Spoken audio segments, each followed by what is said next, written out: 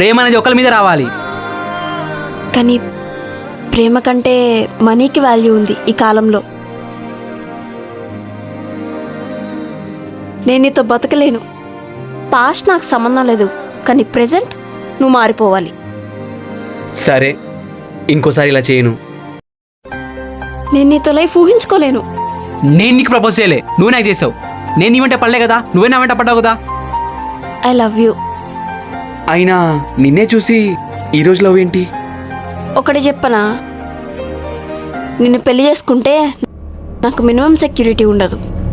నీకంటే 75% శాలరీ ఎక్కువ, luxury life, ఎర్ర బస్సులో కాదు ఏసీ కారులో తిప్పుతా. ఈ ఆటోల్లో ఫ్రీ బస్సులో నేను తిరగలేను. అందుకే చెప్తున్నా, నన్ను వదిలే.